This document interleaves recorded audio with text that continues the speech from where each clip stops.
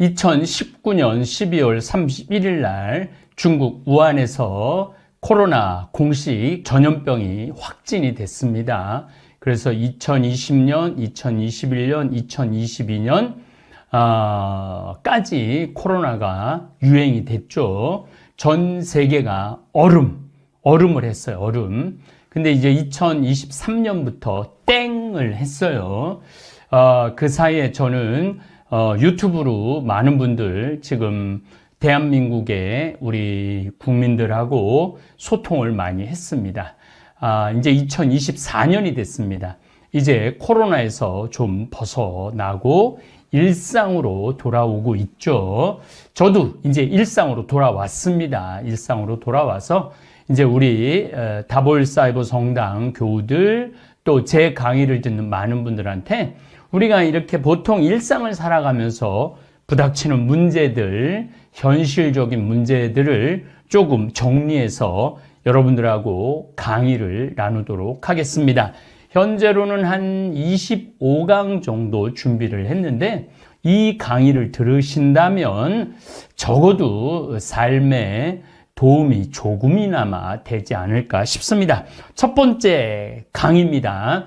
우리가 10살, 20살, 30살, 40살, 50살, 60살, 70까지 80부터는 죄 지을 것도 없고 거의 그냥 일상이죠. 물론 이제 늙어서 죽기 전에 자식들아 힘들게 하는 죄가 있기는 합니다. 어쨌거나 이제 제가 이제 한국 나이로 60입니다. 한국 나이로 60인데 이렇게 인생을 돌아보게 되면 자꾸 반성을 하게 되더라고요. 그래서 오늘 주제는 반성. 우리가 인생을 살아가면서 물론 잘한 것도 있죠. 그러나 잘못한 게 더 크게 다가오죠. 그래서 반성을 하고 난 다음에는 우리가 회개를 해야 돼요. 내가 하느님 정말 그동안 잘못했습니다. 제가 살아오면서 너무 가슴 아픕니다. 죄송합니다. 그렇게 회개를 하고 내가 잘못한 사람들 또 하느님한테 잘못한 거 이웃한테 잘못한 거 회개를 하고 난 다음에 이해를 구해야 돼. 내가 이렇게 그때 너무 부족해서 아니면 악한 마음을 가지고 있어서 욕심을 갖고 있어서 잘못을 했다. 이해를 구하고 난 다음엔 화해를 해야 돼. 화해를 하고 난 다음에는 보속의 삶이 용서의 삶이 필요합니다.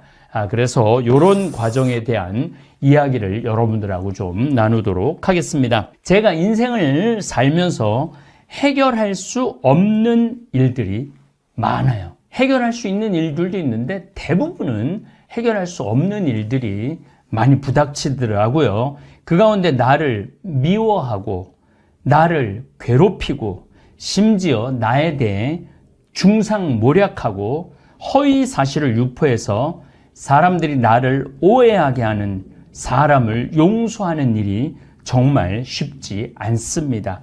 억울하죠. 분하죠. 정말 분통이 터지죠. 내가 하지 않은 행동, 내가 하지 않은 말들을 유언비어를 퍼뜨리는 사람들, 그것도 멀리 있는 사람이 아니라 내 동료들, 내 주변 사람들이 그렇게 나를 비난하고 헐뜯을 때 참 그 사람들 용서하는 일 쉽지 않습니다. 저는 60평생을 살아오면서 좋은 사람 많이 만났습니다. 어떻게 보면은 제 주위에 가까이 있는 분들이 신부님 인복이 참 많은 분입니다. 이렇게 말을 합니다. 그러나 좋은 사람이 9명이면 나를 괴롭히고 나를 힘들게 하는 사람은 한 사람 정도 있습니다.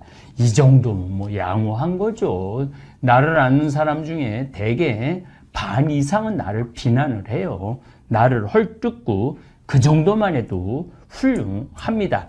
대통령들도 그 좋은 당선 때 70% 지지율, 60% 지지율 하다가 40%로 떨어지고 30%로 떨어지고 역대 대통령들 모두는 마지막 5년 끝날 때는 10%, 15% 아주 드문 경우 20% 지지받는 대통령들이 있어요. 그러니까 쉽게 말하면 대통령도 10명 중에 나를 지지하는 사람은 1명이에요. 나를 비난하는 사람은 9명이고, 근데 반대로 나를 지지해주는 사람이 9명이고, 나를 반대하는 사람이 1명이라면 화날 일이 아니죠.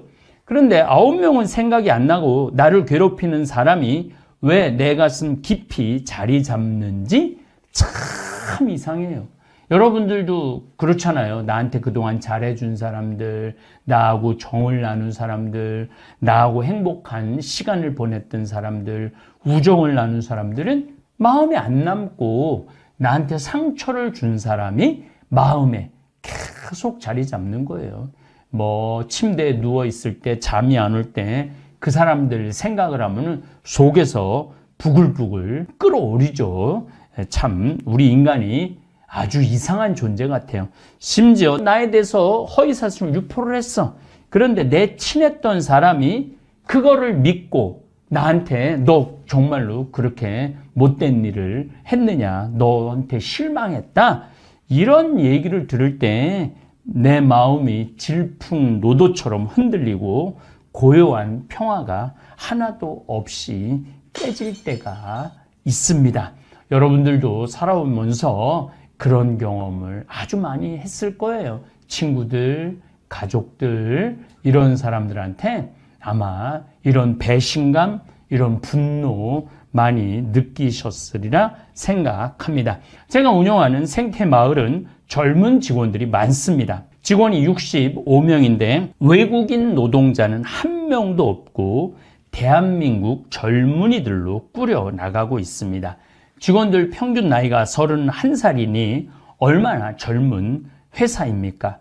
그래서 저는 직원들에게 최고의 대우를 해주고 싶고 마음 깊이 고마운 마음으로 연봉도 중견기업 못지않게 지불해주고 직원 복지에도 많은 예산을 쏟아붓고 있습니다. 그렇게 진심을 다해 직원들에게 잘해 주었는데도 앞에서는 목숨을 바쳐 충성할 것 같은 표정과 행동을 했는데 자기들만 사용하는 카톡에는 자신들의 CEO인 나에게 입에 담지 못할 욕설을 퍼부으면서 비난한 젊은이들을 볼 때 가슴이 참 아픕니다. 그래갖고 그걸 우리 직원들이 우연하게 발견해갖고 그걸 다 캡처를 하고 다 찾아냈어요. 그래서 이런 직원들은 더 이상 신부님 데리고 있을 수 없습니다. 그래서 4직원을 내보냈어요. 근데 그 직원이 나한테 쌍쉬운 요술을 하고 험담을 한 것을 신부님 보시겠습니까? 근데 저는 안 봤어요. 그걸로 보면은 미움이 더 가중될 것 같아갖고 아예 안 봤어요. 그러니까 별로 지금 미움이 없죠. 그럼에도 불구하고 그러한 글을 쓴 직원들에 대한 배신감, 이런 것들은 상당히 저를 가슴 아프게 했죠. 그러한 직원들을 정말로 키워서 해외 연수도 보내고 유학도 보내고 그런 마음까지 갖고 있었는데 저를 배신한 거죠. 그런데 뭐 그런 배신은 제가 신부 생활 33년 하면서 한두 번 겪은 게 아니에요. 아마 여러분들도 살아오면서 그런 배신 많이 경험했으리라 저는 생각을 합니다. 인생을 살면서 내가 진심으로 사랑했는데 내 등에 칼을 꽂고 배신하는 동료, 직원들을 만날 때 용서를 해야 하나, 이해를 해야 하나, 갈등을 겪을 때가 많습니다. 더욱이 신앙인들, 예수님이 입만 열면 용서하라고 그러고 화해하라고 그러고, 그러니까 그 안에서 신앙의 혼란도 굉장히 많이 겪기도 하죠. 심지어 나한테 경제적인 해를 끼치고 사기를 쳐먹고 도망가는 정말 믿었던 아랫 직원들, 친구들, 심지어 친지들, 가족들까지도 내 인생에 하루 이틀을 고통을 주는 게 아니라 5년, 10년의 고통을 주는 이웃을 용서하는 것은 쉽지 않습니다. 더욱이 사제요, 유명 강사요, 평창 생태마을에서 농사를 지으면서 콩 관련 생산 유통 사업을 하는 저를 바라보는 눈이 아주 긍정적인 눈들도 있지만은 곱지 않은 눈들도 참 많습니다. 그래서 저에 대해서 비난의 댓글을 올리는 사람들도 있어요. 저는 순수한 마음으로 생태마을을 운영해서 농약 안 치고 건강한 먹을거리를 만들어서 도시인들에게 제공을 하고 심지어 암 환자들도 고쳐주고 당뇨, 혈압, 변비, 설사, 항암하는 이런 사람들한테도 건강한 먹을거리를 제공해 줘갖고 그들이 건강을 회복하게도 막 하는 글들이 제가 그걸로 책도 썼지만은 그런 분들이 너무너무 많아요.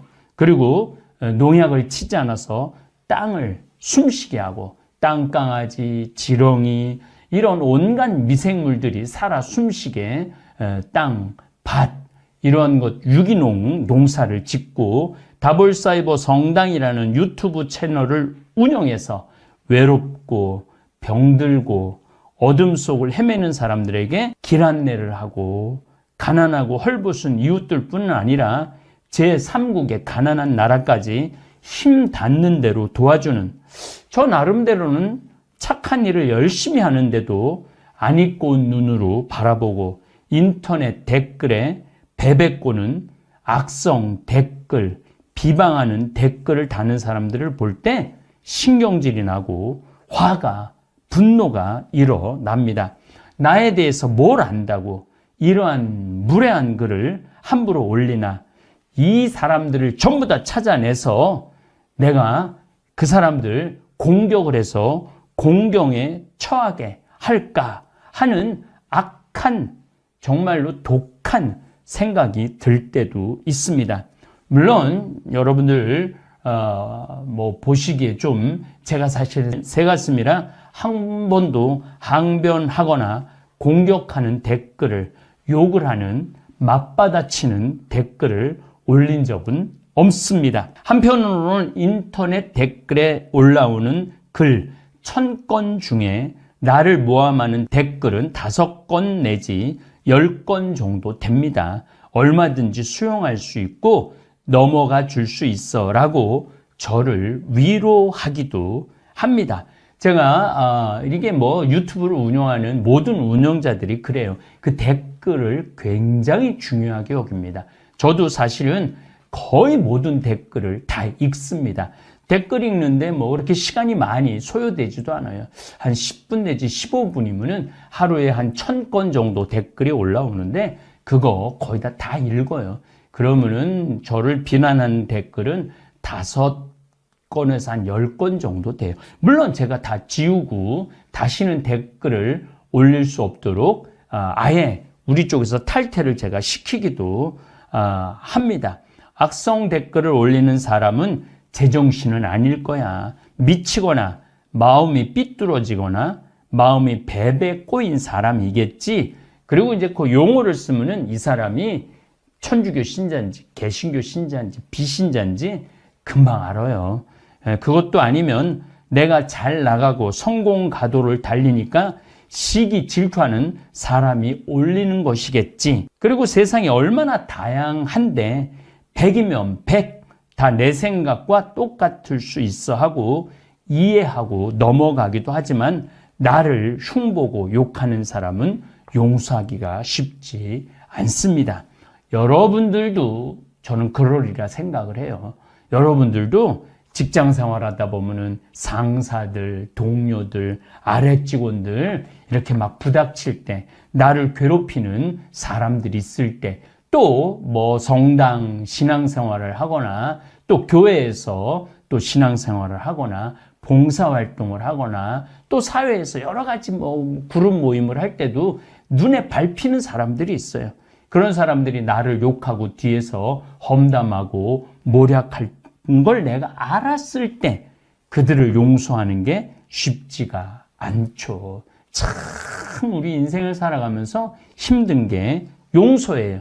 2007년 전도연 주연의 미량이라는 영화가 있었습니다. 저는 이 영화를 영화관에서 봤었는데 그의 대한민국 영화 대상을 받기도 한 작품이기도 한데 저는 그 영화를 보고 정말 복잡한 생각을 하게 되었습니다. 전도연 주연 신혜라는 여성은 남편이 죽고 난 뒤 남편 고향이 밀양이었어요. 그러니까 밀양으로 내려가서 피아노 학원을 하면서 아들 하나를 귀하게 키우면서 살아가는데 아들, 준이라는 아들이 있었는데 그 준이 다니던 웅변학원 원장이 그 핏덩어리 같은 아들을 유괴해서 돈을 요구했는데 뭐가 잘 안 맞아갖고 그 7살인가 8살 되는 핏덩이 같은 아들을 살해를 합니다. 이 아들의 죽음을 바라본 신의 전도연은 미치죠.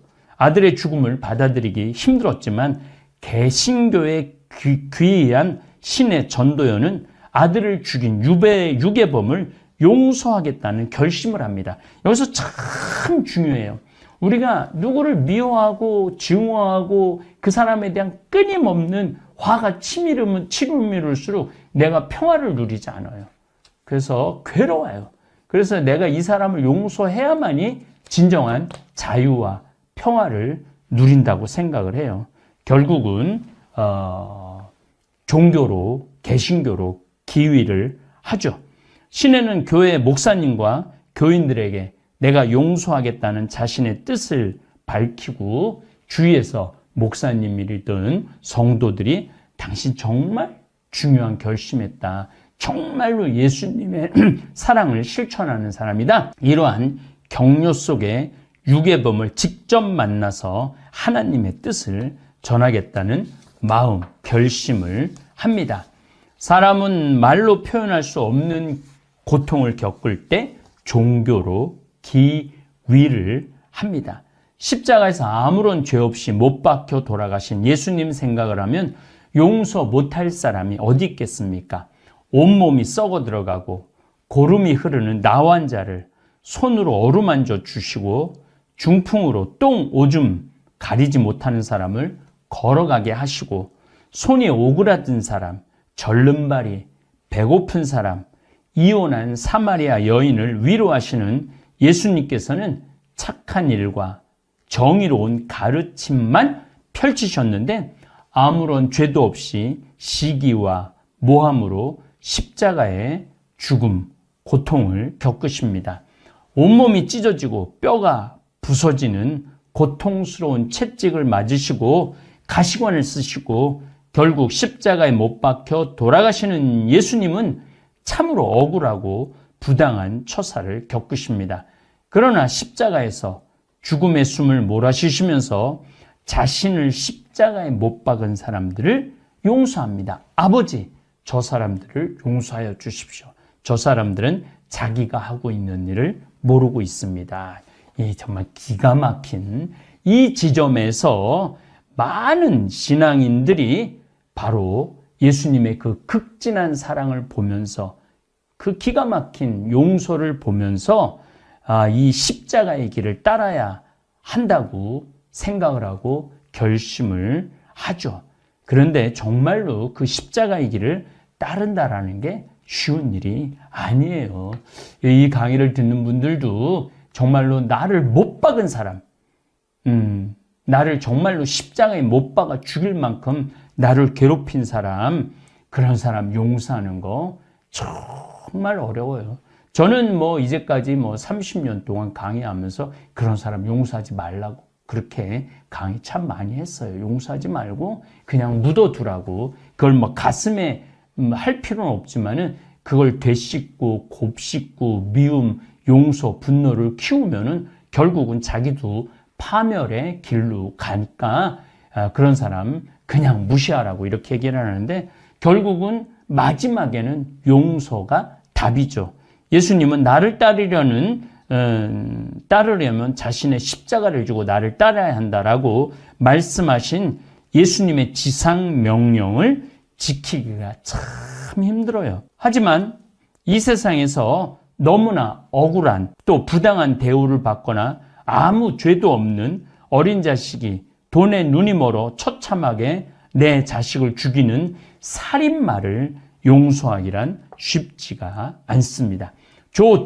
요즘 조두순 씨가 이슈로 오르고 있죠. 2008년 벌써 한 16년 전 얘기예요. 12월 11일 경기도 안산시 단원구의 한 교회 건물 화장실에서 조두순이가 당시 8살 초등학교 1학년 던 여자아이를 납치해서 성폭행하고 신체를 훼손합니다.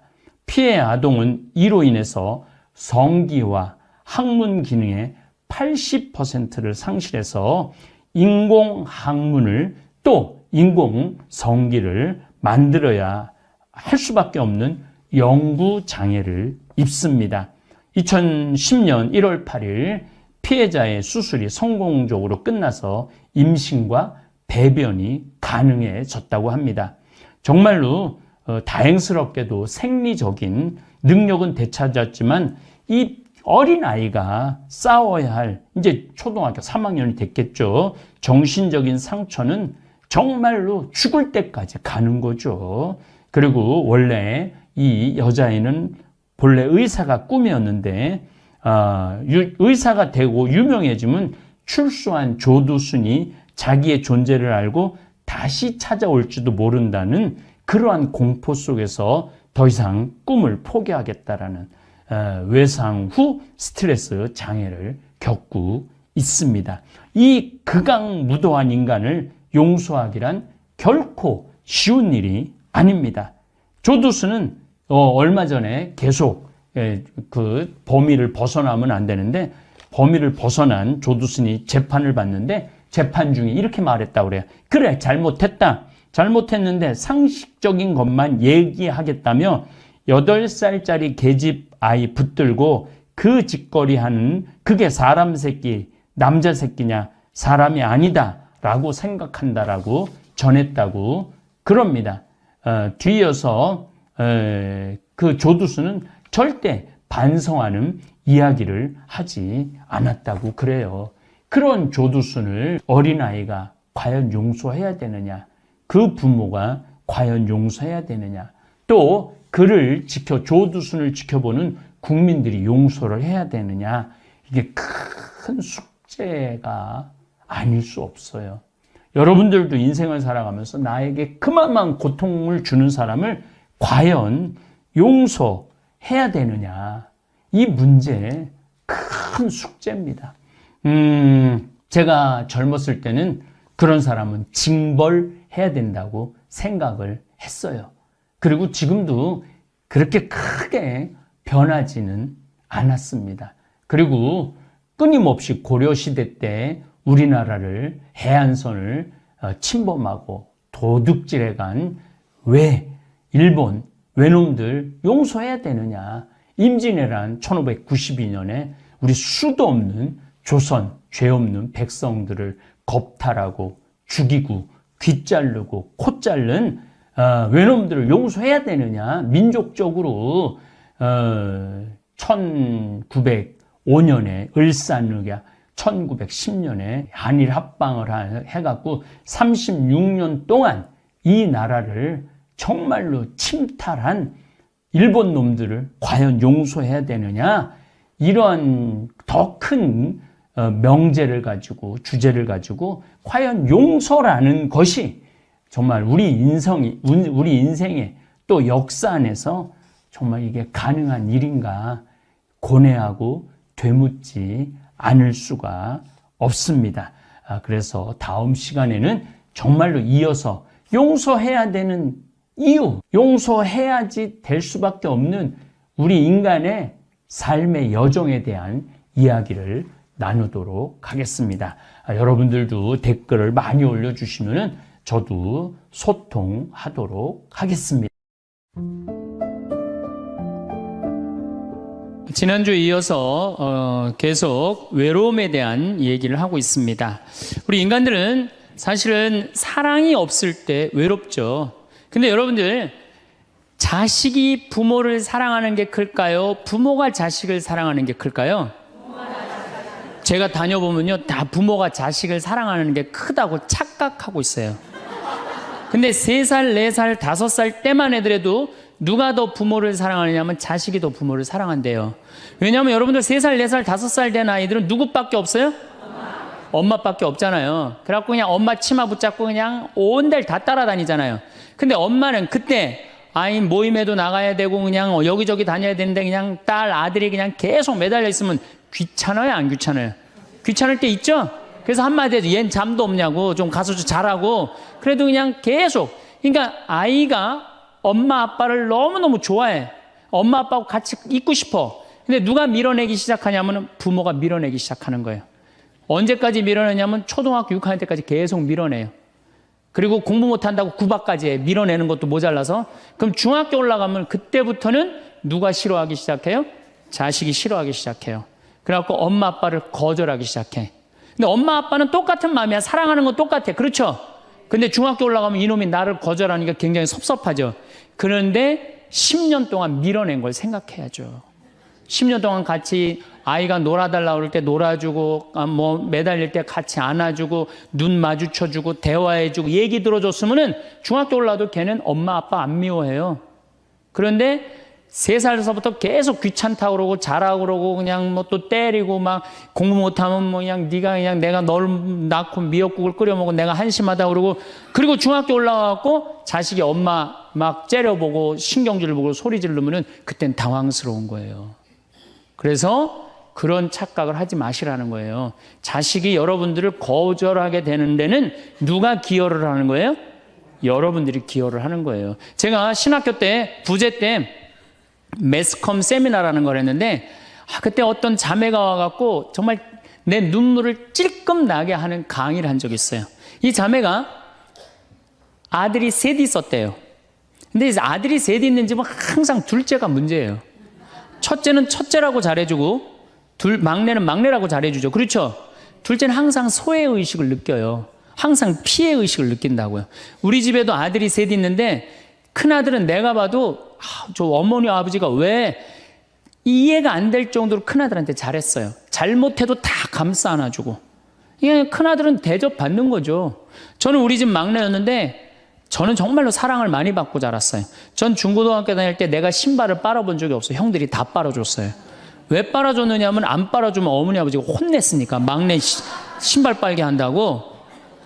그래갖고 그냥 우리 집이 이제 제사를 지내도 우리 집이 이제 아버님이 장손이라 1년에 어렸을 때 13번, 14번 제사를 지냈어요. 제사를 지내면은 제일 탐나는 게 제사상에 문어다리가 제일 맛있잖아요.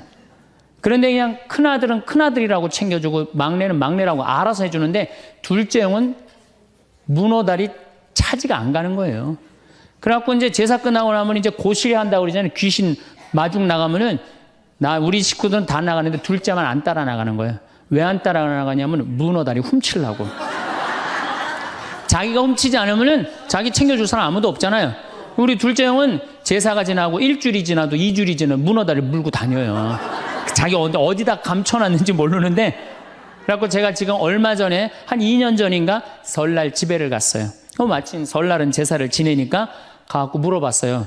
아직도 둘째 형 문어다리 훔치느냐고 그랬더니 형하고 누나가 오늘도 문어다리가 없어졌다는 거예요. 그거 훔친 거지. 그러니까 50이 돼서도 그 어렸을 때 자기가 소외된 거, 피해의식을 보상받고 싶은 거예요. 이 집에 이제 아들이 이제 중학교 3학년, 초등학교 6학년, 초등학교 3학년 세 아이가 있었대요. 근데 마침 그날은 초등학교 6학년 둘째 아들만 집에 있었대요. 그래서 이 자매님이 남편한테 여보, 둘째 아이 좀 데리고 목욕탕에 들어가서 목욕 좀 시키라고. 그래갖고 뭐 아빠도 뭐 집에 있으니까 둘째 아들 이제 목욕을 시킨다고 목욕탕에 이제 들어갔대요. 근데 5분이 지났는데 남편이 얼굴이 새빨개져갖고 막 뛰쳐나왔대. 옷도 제대로 안 입고. 당신 왜 애 목욕 시키라고 했더니 왜 뛰쳐나오냐? 당신 먼저. 여보, 내가 목욕을 하러 들어갔는데 저놈이 이상한 말을 한다는 거예요. 그래서 무슨 말을 하느냐고. 아니 나도 벗고 이제 자기도 이제 둘째 아들도 옷을 벗었는데 딱 옷을 벗었는데 둘째 아들이 눈을 똑바로 뜨고 아버지한테 그러더래요. 아버지도 벗고 나도 벗었으니까 우리 남자 대 남자로 아무것도 안 걸쳤으니까 솔직하게 말 좀 해보자고.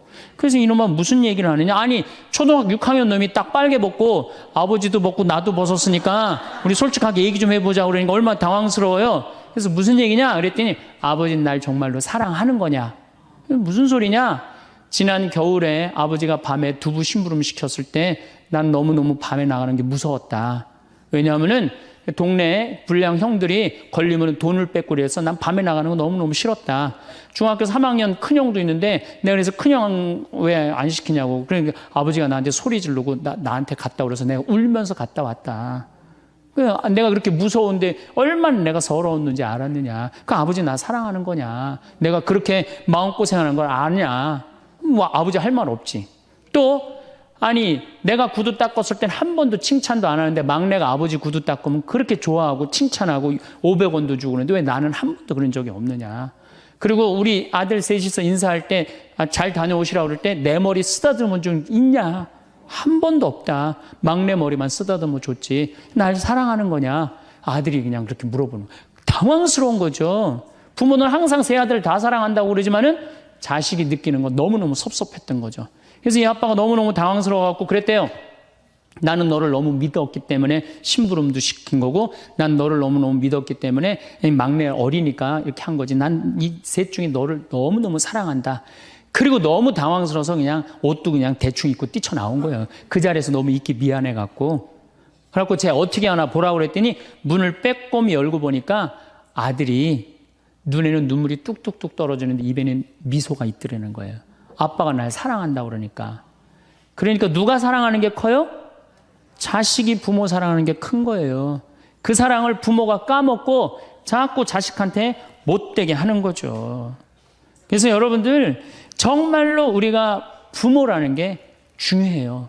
아버지가 없는 자식들은 참 힘들어요. 아버지가 없는 자식들은. 여러분들 삼국 통일을 한 궁예, 왕건, 견우, 후백제 거기에 궁예 얘기를 좀 할게요. 궁예가요. 뭐 역사적으로 뭐 확실하진 않지만 47대나 48대 경문왕 아들이었대요. 이 셋 중에 제일 난 사람이에요. 왕건은 귀족 아들이고 견우는 평민 아들이야. 근데 궁예는 왕의 아들이었어요. 근데 아버지 없이 자랍니다. 아버지 없이 자라요. 아버지 없이 자라는 사람들은요, 심리학자들이 얘기를 하기가 1살서부터 3살 때까지 가장 중요하대요.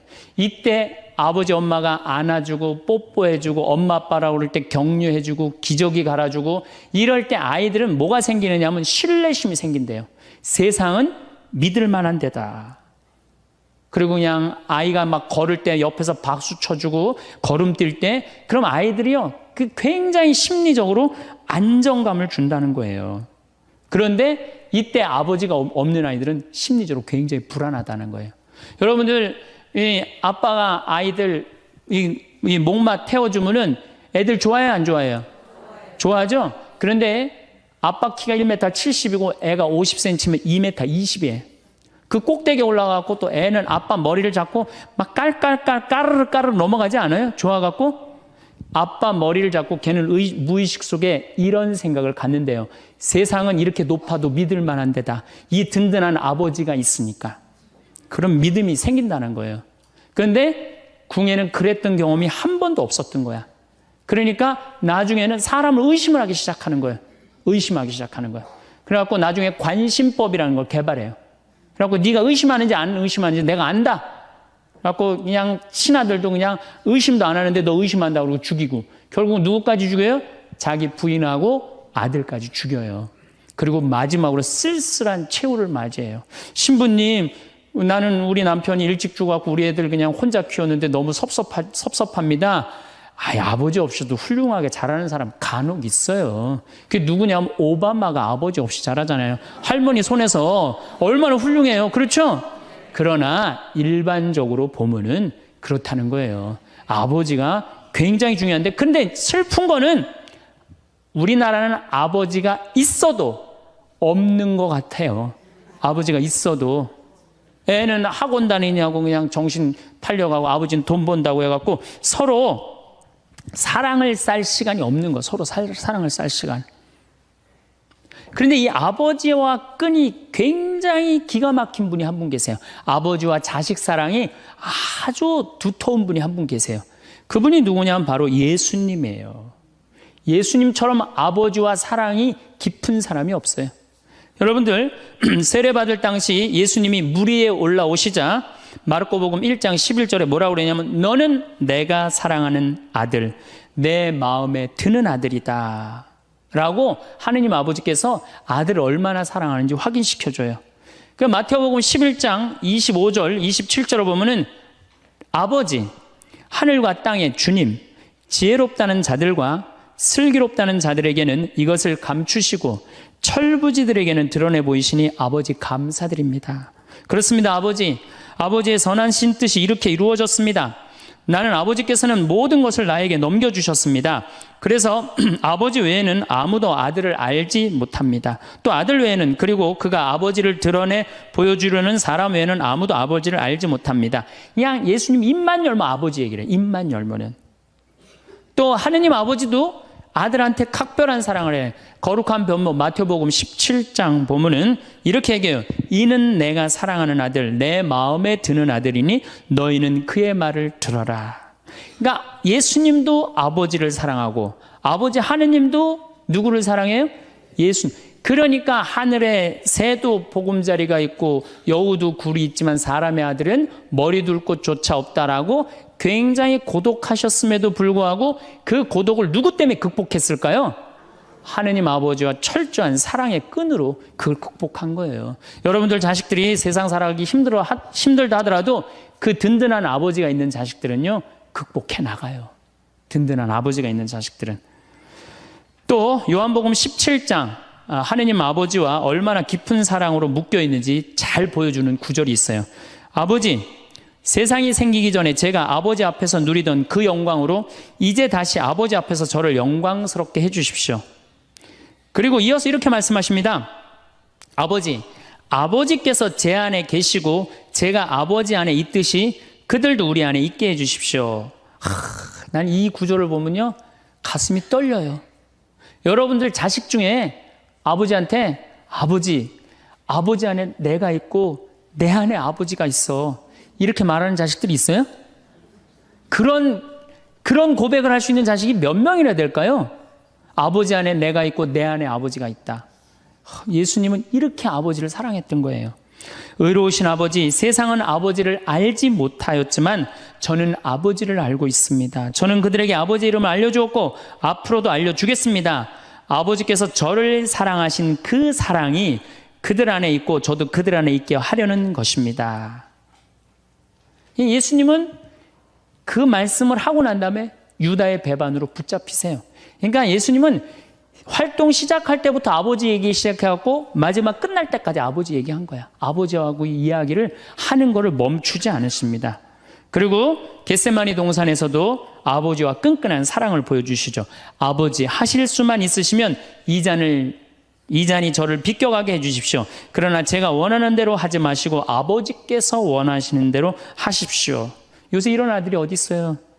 제 뜻대로 말고 아버지 뜻대로 하세요. 이런 아들이 어디 있어요? 다 내 뜻대로 해달라고 그래요, 엄마 아버지가. 그렇죠?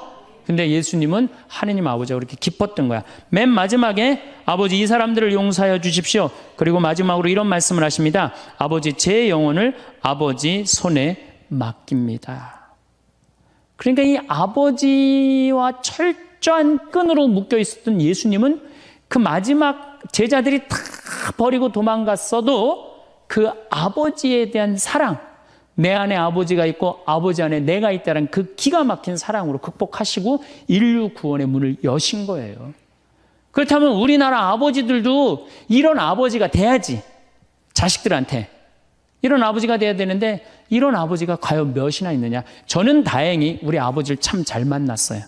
전 참 아버지를 좋아해요. 나는 어렸을 때 추억이 아버지하고 매일 토요일 날 일요일만 되면 산에 가갖고 도토리 따고 밤 줍고 또 내가 망보고 아버지가 대추나무 올라가고 막 서리하고 막 이런 거 많이 했어요. 예. 그래갖고 막 걸려갖고 막 대추밭 주인한테 막 욕 먹으면 그냥 얘는 누구냐고 그러면 우리 막내 아들이라고 그러면 그냥 막내 아들 데리고 좋은 거 가르쳐 준다고 그냥. 그리고 어렸을 때 아버지하고 추억 중에 웅덩이가 있어. 웅덩이. 거기에 퍼내면 그 미꾸라지. 그 진흙 안에 미꾸라지 그 잡아내는 정말 그런 추억들이요. 그러니까 지금도 80이 된 아버지를 보면 행복한 거예요. 그리고 시간만 되면 그 아버지 보러 가고 싶고. 그러니까 이제는 효도는 없어요. 뭐만 남아있어? 사랑만 남아있는 거예요. 추억만 남아있는 거예요. 자식하고 얼마나 좋은 시간을 많이 가졌느냐에 따라서 늙었을 때 안 외롭다는 거예요. 어렸을 때 자식하고 한 번도 놀아준 적이 없어. 10살 때까지 놀아줘야 된다는 거예요. 근데 10살 때까지 한 번도 놀아준 적이 없으면은 자식이 늙은 부모들 한 번도 같이 안 놀아준다 이거예요. 그러니까 늙어서 외로운 거는 자식이 못 돼서가 아니라 누가 싸놓은 업보야? 그렇죠. 그러니까 섭섭할 필요 없어요. 자, 그렇다면은 사랑이 없는 엄마, 사랑이 없는 아버지, 엄마도 없고 아버지도 없는 이 세대는 외로울 수밖에 없어요. 그리고 그들은 어차피 떠나게 돼 있어요. 그렇다면 여러분들 옆에 남아있는 건 누구밖에 없어요? 남편. 그렇죠. 50살에 자식들 떠나면 50부터 100살까지 여러분들 옆에 남아있을 수 있는 유일한 사람은 남편밖에 없어요. 근데 여러분들 그 남편한테 잘해요? 옛날에는요, 부모한테 자식이 전부였어요. 왜 옛날에는 부모한테 자식이 전부였느냐면 20살에 결혼해갖고 내가 40살이 되면은 자식이 20살이 돼요. 그러면은 되게 50살까지 밖에 못 살았어요. 그럼 자식이 몇 년 효도하면 되냐면 10년만 효도하면 돼요. 그러면 알아서 죽어줘 주니까. 그러니까 옛날엔 자식이 부모한테 애절해서 안 애절했어요? 애절했어요. 그리고 20살 먹은 아들이 왜 50살 먹은 부모한테 죽지 말라고 왜 그렇게 손가락 깨물어서 입에 단지해주고 허벅지 살 잘라갖고 울며 불며 죽지 말라고 그랬을까요? 20살 된 이 아들은 동생이 17살, 14살, 11살, 8살, 5살, 2살 동생이 줄줄이 있는 거야. 근데 엄마 아빠가 지금 죽으면 이거 누가 키워야 돼? 자기가 키워야 되니까 죽지 말라고 그러는 거예요. 죽어도 이거 누구까지 다 키우고 죽어? 막내까지 키우고 죽어라 이거야. 근데 만약에 우리 엄마 아버지가 막내까지 다 키웠다? 그러면 엄마 아버지 나이가 60이 되는 거예요. 그래서 60까지 산 부모한테 너무 고맙다고 차려준 잔치가 환갑잔치예요. 근데 이 환갑진갑 다 받아먹고 갈 생각을 해요, 안 해요? 안 하잖아요. 이게 큰 문제예요. 그러니까 자식이 모시다가 지치는 거예요. 그러니까 부모 60, 70부터는요 부모 관심 없어요. 그러면은 50 넘어서는 누가 옆에 있어요? 남편밖에 없어요. 여러분들 지금 우리나라 100살 이상이 몇 명이냐면 2,500명이에요. 100살 이상이. 90세 이상이 몇 명이냐면 9만 명이에요. 80세 이상은 몇 명이냐면 80만 명이에요. 70세 이상은 몇 명이냐면 240만 명이에요. 그러니까 이제 안 죽어. 안 죽어요. 여기 죄송하지만 60세 넘으신 분들 손 들어보세요. 손 들어 괜찮아요. 이게 문제라는 거예요, 이게. 자식은 이미 떠나 있고 50 넘었고 60 넘어갖고는 누가 옆에 있어요? 남편밖에 없어요. 그러면은 자식한테 잘해야 됩니까? 남편한테 잘해야 됩니까? 남편한테 잘해야 돼요. 우리나라는요, 안사람, 바깥사람 제도가 있어요. 그래갖고 안사람은 집에서 애 놓다 죽고 바깥사람 바깥에서 돈 벌다 죽었어요. 근데 이게 의술이 좋고 영양이 좋고 고생을 안 하다 보니까 바깥사람이 50이 넘어도 안 죽는 거야. 안 죽어갖고 직장에서 쫓겨나갖고 집안에 들어와서 안사람이 돼버려요. 딱 안방에 이제 들어앉아 있는 거죠. 예. 근데 집안에 들어와갖고 부인 일을 도와주면 좋은데 도와줘요, 안 도와줘요? 안 도와주고 그냥 할 일 없으니까 마누라 하는 일 챙겨내, 안 챙겨내요? 챙겨내죠? 이게 미치는 거지, 그때부터. 젊었을 때는 맛있는 거 차려놓고 여보 일찍 들어와 그래도 생전 안 들어오더니 이제 50 넘어서면 굳이 집에 안 들어와도 되는데 때 따라 철 따라 집에 들어오네. 그러니까 여러분들이 자식들 품에 안하고 키울 때는 외로운지 몰라요. 그렇죠? 근데 자식 떠나고 나면은 체인징 파트너를 해요. 이쁜 자식은 떠나고 쭈글쭈글한 남편이 돌아오는 거야. 그런데 50부터 110살까지 살려면은 젊었을 때 같이 여행 다니는 추억도 있어야 되고 젊었을 때 사랑도 쌓여 있어야지 50 넘어갔고 100살까지 있고 추억 먹고 살 거 아니에요. 근데 그런 추억이 하나도 없어. 그 50 넘어갖고 와갖고 그냥 잔소리만 하고 그냥 그러면은 그 남편이 싫은 거예요. 그러니까 서로 한 집에 살지만은 각방 따로 쓰고 외롭게 사는 거죠. 그래도 여러분들은 괜찮아요. 여러분들은, 우리 신부들은요 진짜 불쌍해요. 생각을 해봐요. 20살에 신학교 들어갔어요. 그래서 30에 신부 돼요. 그래갖고 옛날엔 75세 은퇴였어요. 75세 은퇴. 75세는 그래도 괜찮았어요. 은퇴하고 그냥 거의 바로 이제 세상 떠나시니까 요즘 70세로 은퇴가 내려왔어요. 그리고 이제 65세로 내린대요. 65세 은퇴해도 된다. 이렇게 내린대. 왜? 서울교구 우리 보좌 신부님들 뭐 10년, 12년, 13년 하잖아요. 그러니까 빨리 은퇴할 사람 빨리 하고 보좌들 빨리 본당 내보내야 되니까 빨리 은퇴해라 이거야. 그러면은 65세부터 은퇴해갖고 우리 부관장 신부는 110살까지 산단 말이야. 그러면은 20살에 신학교 들어갖고 65세까지 45년 혼자 살아. 그래갖고 65세 은퇴해갖고 110살까지 또 혼자 살아. 45년, 90년 혼자 사는 거야. 그래서 나는 우리 신부님들 은퇴시키는 거 반대하는 신부예요. 65세 은퇴시켜갖고 다시 보좌 신부로 발령을 내라. 보좌 신부로 발령을 내갖고, 아니, 고해성사 듣게 하면 되잖아요. 아, 얼마나 여러분들 속에 있는 얘기하고 싶은 거 많아요. 그렇죠? 아, 그럼 고해성사 듣게 하고, 또 굳이 신부님들 65세 넘어가고 강론 안 해도 돼요. 미사 없는 강론하게 하면 되잖아. 강론하라 그러면 또 헨소리 또 하고 헨소리 또 하고 그러실 수 있으니까 얼마나 좋아. 차라리 65세에 은퇴시킬 거면 아예 60에 은퇴를 시켜서 장가를 그냥 보내라. 늙어선 좀 안 해롭게. 농담이에요, 농담. 우리보다는 여러분들이 훨씬 덜 외롭다는 거예요. 그렇지 않아요? 여러분들 남편도 있고 자식도 있고 손자도 있잖아요. 그러면 그 소중한 사람들한테 사랑하면서 살아야지. 우린 사랑할 사람도 없는데 여러분 사랑할 사람이 있잖아요. 그럼 조금만 내가 잘하면 되는데 그게 안 되는 거예요. 우리나라 여자들이요, 이 세상이 너무너무 여자 살기 좋은 세상이 돼갖고 여자들이 지금 뭐가 뭔지도 모르고 살아요. 집에서 남편들, 여러분들 남편들이 200만 원, 300만 원 벌어갖고 돈 갖다 주잖아요. 여러분들 길 지나가다 보면은 여러분들 10,000원 주는 사람 있어요? 지나가는 남자가? 없죠? 남편은 200만 원, 300만 원 한 달 뼈 빠지게 갖고 갖다 주잖아요. 그럼 잘해줘야 될 거 아니야. 그렇지 않아요? 그것도 1, 2년 갖다 준 것도 아니고 20년, 30년 갖다 줬으면 잘해줘야 될 거 아니야. 근데 집에서 그런 기가 막힌 남편 왕대접 해줘요? 개 다음으로 대접은 개 다음으로. 집에 마누라 자식 먹여 살린다고 이마가 땅바닥에 닿도록 인사하고 다니는 거예요. 여러분들 남편들 나가면 그래요. 그럼 집에서 왕대접 해줘야 될 거 아니야. 집에서도 왕대접 못 받아, 직장에서도 왕대접 못 받아. 어디 가면 왕대접 받아요? 룸사롱 가면 왕대접 받아요. 룸사롱 가면은 막 그냥 가슴이 볼랑말랑한 옷 입고 그냥 여자들이 그냥 허벅지 뜯어진 치마 입고 그냥 머리도 그냥 생머리 싹 하고 그냥 사장님 오셨느냐고 그냥 팔짱도 끼고 그냥 술도 따라주고 그냥 또 그냥 안주 드시라고 그냥 땅콩 오징어 말아갖고 입에 막 넣어주고. 아, 얼마나. 그러니까 30만 원, 40만 원 쓰는 게 안 아까운 거예요. 대한민국의 룸사롱으로 남자를 몰아내는 건 누가 몰아내는 거냐? 여자들이 난 몰아낸다고 생각해요. 여자들이.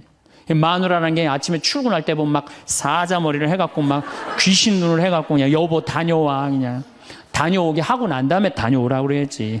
예쁘게 차려입고 문 입구에서 여보 다녀와. 그러면 내가 이렇게 이쁜 마누라 있는 집에 돌아와야 돼. 그런 마음으로 나가서 일할 거 아니에요. 사자머리 밥도 제대로 안 챙겨주고 그냥 다녀오라고 그러면. 또 대한민국 남자들은 또 착해요. 또 다녀오랜다고 저녁에 여보 나 다녀왔어. 예. 근데 아직도 그냥 사자머리를 하고 그냥 텔레비 보고 앉아있으면 어느 남자가 집에 들어가고 싶겠어요. 그렇지 않겠어요? 그래서요, 사람은요, 부부는요, 사는 맛이 있어야 돼요. 사는 맛이. 50이 넘으면요, 남자가 테스토스테론은 없고 에스트로겐만 있어요. 여성 호르몬이 자꾸 나와요. 그래서 성적인 능력이 사라져요.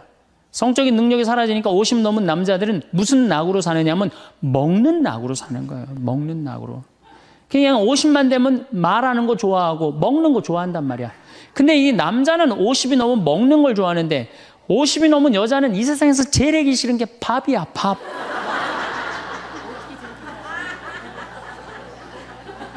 그러니까 그냥 둘이 사는데 왜 김치찌개를 끓여도 한솥 끓여. 그냥 하기 싫으니까 귀찮으니까 한솥 끓여갖고 그냥 다음날 아침에 그냥 그거 졸여갖고 아침상에 올려놓고 그냥. 저녁엔 또 오늘같이 하루 피정하고 저녁에 이제 여보 나 저녁 집에 가서 먹을게 그러면 또 그거 볶아갖고 저녁상에 또 올려놓고. 좀 회도 떠갖고, 예? 여기 가깝잖아요. 회시장 가갖고 우럭 회 맛있잖아요. 매운탕도 떠갖고 소주도 한 병 사고. 그래갖고 그냥 허벅지 트어진 치마 이브닝 드레스도 하나 딱 입고. 저녁에 남편 들어오면 여보 이거 내가 한 거야. 딱 술 따라주면 남자가 얼마나 살맛이 나요. 사는 맛 나지 않겠어요? 예, 좀 신선로도 좀 해갖고 탁 하고 짜장면도 좀 만들어주고 베트남 국수도 좀 해서 주고 요즘 뭐 또 순대 또 그냥 유명한 데 많잖아요. 전화하면 택배로 다 보내주잖아요. 순대도 탁 썰어갖고 그냥 간 썰어갖고 그냥 소주 한 잔 탁 하고. 신부님 무슨 돈으로 그런 걸 합니까? 애 휴학시키고 자식은 무슨 자식이야. 지금 누구밖에 없어요? 부부밖에 없어요. 애 휴학시키고 그렇게 하세요. 신부님 난 휴학시킬 자식이 없는데 집 잡혀요. 나이 드신 분들은 은행에 가고 집 잡혀갖고 다 쓰세요. 자식 물려줄 생각하지 말고. 예. 그래야지 사는 맛으로 사는 거 아니에요. 그리고 부부는 사는 맛으로도 살아야지만 사는 멋으로도 살아야 돼. 사는 멋이 있다. 멋있게 살아야 될 거 아니에요. 근데 나는 제일 가슴 아픈 우리 자매님들이 어떤 분들이냐면은 자기를 꾸미지 않는 분들이에요. 이쁘게 좀 이쁜 옷도 사 입고 그래야 되는데 생전 자기가 무슨 군인이야? 집에 있어도 파마를 해도 꼭 철모 뒤집어 쓴 거 딱 1년 내내 풀어지지도 않는 거 쓰고 앉아갖고 그냥 생전 그냥 마누라라는 게 그냥 맵시 있는 옷 한 번 제대로 입지도 않고. 그럼 남편이 사는 맛이 있어요? 사는 멋이 있어요? 좀 꾸며야죠, 본인이. 예쁜 옷도 좀 사서 입고, 좀 브릿지도 좀 넣었다가, 머리도 그냥 생머리도 했다가, 이쪽으로도 묶었다가, 저쪽으로도 묶었다가, 어느 날 좀 틀어도 올리고, 막 이래야지 그냥 남자가 사는 맛도 있고, 사는 멋도 있을 거 아니에요. 생전 그냥, 옷도 그냥, 신부님 맵시가 있어야지 옷을 사 입죠. 그러면 좀 살도 좀 빼시고 그냥 이건 벤지 엉덩이지 구분도 안 되는 그냥 몸매를 가지고 그러니까 그냥 몸빼바지만 계속 짚고 이 집에 있으면은 어느 남자가 집에서 가고 싶어요. 본인을 꾸미시라는 거예요. 그래서 남자는요 사는 맛도 있고 사는 멋도 있는 거, 멋도 있어야 돼요. 그래서 예쁜 옷. 남편도 좀 꾸며주고. 남편도 좀 나비 넥타이도 좀 하고. 남자가 50이 넘으면요 제가 지난 그 미국에 한번 강의를 갔는데 너무 멋있는 부부를 봤어요. 남편이 한 60쯤 돼 보이는데 식사를 같이 하려고 그러는데 남편이 살짝 머리가 벗겨졌더라고요. 근데 부인이 사각모를 탁 저기 뭐 차에 하더라고요. 남편을 바깥에서 만났는데 딱 했는데 부인이 여보 이거 써 탁 씌워주는데 너무 멋있더라고요. 여러분들 앞 백화점에 가갖고 남편 좀 사각모도 좀 멋있는 거 좀 중절모도 멋있는 거 사서 탁 씌우면 얼마나 좋아. 그렇지 않아요? 옷도 이제 50이 넘으면요 단색을 입어야 돼요. 노란색을 입든지 초록색을 입든지 아니면 빨간색을 입든지 그래야지 좀 젊어 보이는데 이거는 그냥 김치 국물 떨어져도 안 보이는 체크무늬 사서 입혀갖고 그냥 1년 내내 빨아주지도 않고 그냥 맛도 없고 멋도 없는 거죠. 그래서 좀 무슨 돈으로 애 휴학시키고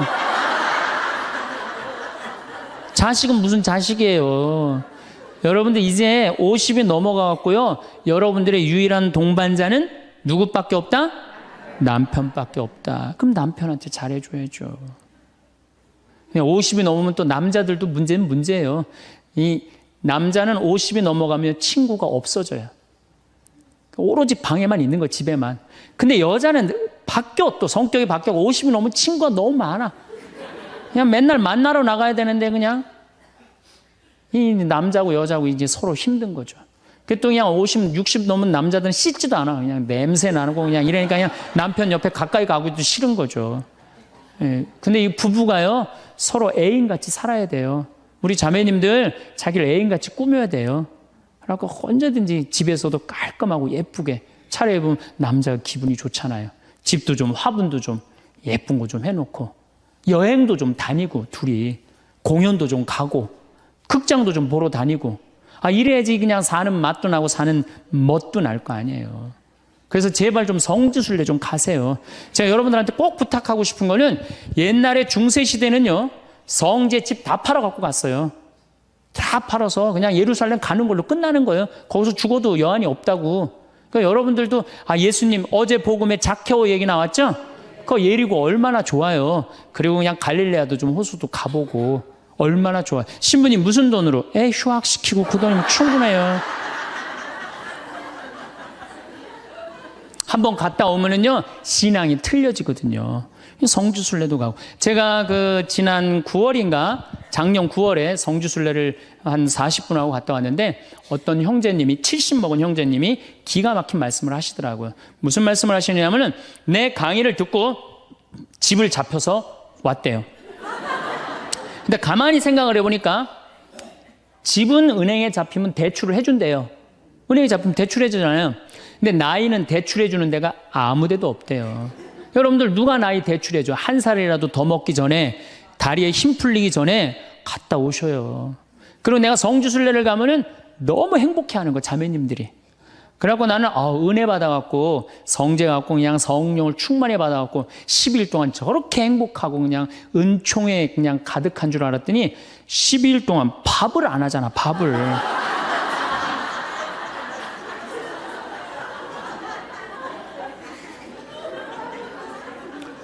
남편, 부부는 맛도 있고 멋도 있어야 되지만 기도 살려줘야 돼. 남편 기도 살려줘야 돼요. 50이 넘어갖고 남편 기 살려줄 사람이 직장에서 기가 살겠어요? 사회에서 기가 살겠어요? 본인이 기가 살겠어요? 유일하게 기 살려줄 수 있는 사람은 누구밖에 없어요? 부인밖에 없어요. 부부가 50이 넘으면요, 자식들 떠나고 둘만 덩그랗게 집에 남아서 50년을 같이 살아야 돼요. 말을 정말로 남편 즐거운 말, 남편 좋은 말, 우리 남편 아직도 알통 튼튼하다. 우리 남편 아직도 어깨가 그냥 대유평 평야 같다. 이런 말 해주는 게 중요한 거예요. 그런데 그냥 말을 진짜 못해. 내가 2000년 역사상 말 진짜 못하는 놈 한 놈 알고 있어요. 어떤 놈 진짜 말 못하느냐면은 십자가상 예수님 십자가 위에 매달렸을 때 왼편의 강도. 진짜 말 못하는 놈이에요, 그놈. 이제 십자가 매달렸어. 너무 아파. 자기도 이제 죽기 일보 직전이고 옆에 구세주라는 사람도 옆에 있단 말이야. 그러니까 그냥 이 사람이 막 분이 치밀었나 봐요. 야, 네가 무슨 구세주냐? 네가 구세주라면 너도 살리고 나도 살려봐라. 너도 죽는 주제에 무슨 구세주냐? 그냥 막 욕을 해댄 거예요. 그러니까 예수님이 그냥 매달려갖고 아파 죽겠는데 이놈이 이상한 소리 하니까 대꾸도 안 해요. 대꾸도 안 해. 성서 보면은 그냥 가만히 계세요. 근데 내가 2000년 역사상 진짜 말 잘하는 사람 한 사람 알고 있어요. 그게 누구냐면 오른편 강도예요. 얼마나 말을 잘하느냐면은 그렇게 얘기를 하니까 이 왼편에 있는 강도 혼내요.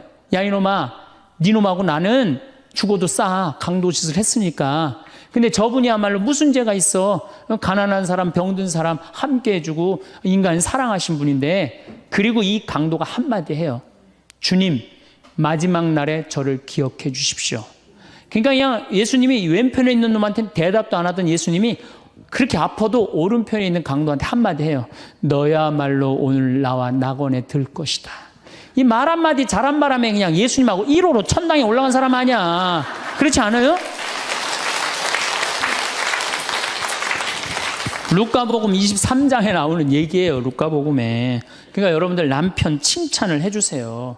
남편. 얼마 전에 제가 우리 동창 신부 아버님이 돌아가셔갖고 장례미사를 갔는데 마침 그날 어떤 동탄에 있는 본당 총회장님이 은퇴 신부님 10분을 초대해갖고 식사, 보고 초대를 했어요.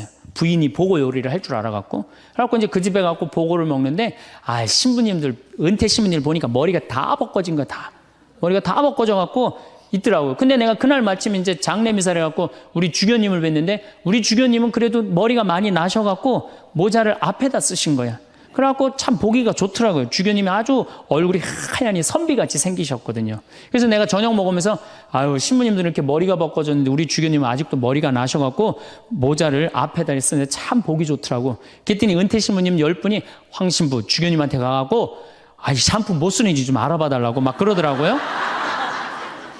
그런데 우리 식사를 한 총회장님, 그 동탄의 총회장님이 신부님, 저는 40부터 머리가 완전히 벗겨졌는데 한 번도 머리 벗겨진 것 때문에 스트레스 받은 적이 없다는 거예요.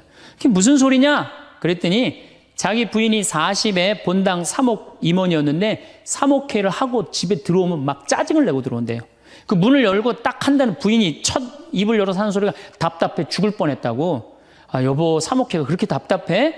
그러면 그 부인이 그런데, 여보, 나는 3억회를 하는데 60이 먹은 그 본당의 회장님들이 머리가 빽빽하게 꽉 차 있으면은 그 머리를 보고 회의를 하면 가슴이 답답하다는 거야.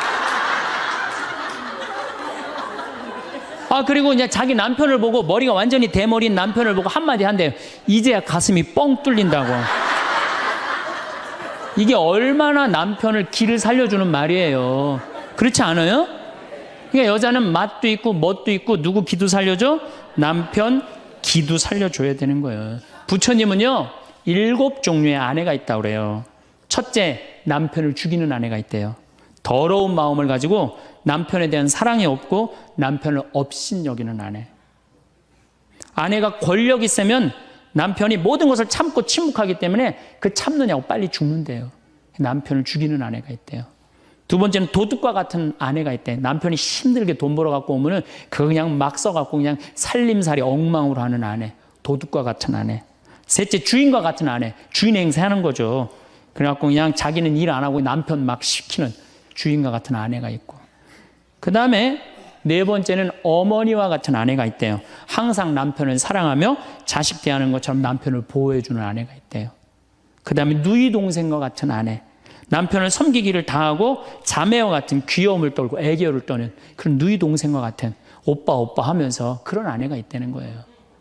그 다음에 친구 같은 아내가 있다는 거예요. 직장에서 마치고 피곤해서 돌아오면은 남편을 반가이 맞이해주고 술 한잔을 하면서 하루를 이야기를 나누는 친구 같은 아내. 그 다음에 이건 시대에 좀 안 맞지만은 종과 같은 아내, 남편을 극진히 섬기는 아내가 있다는 거예요. 여러분들은 7번째 중에 몇 번째에 들어가세요?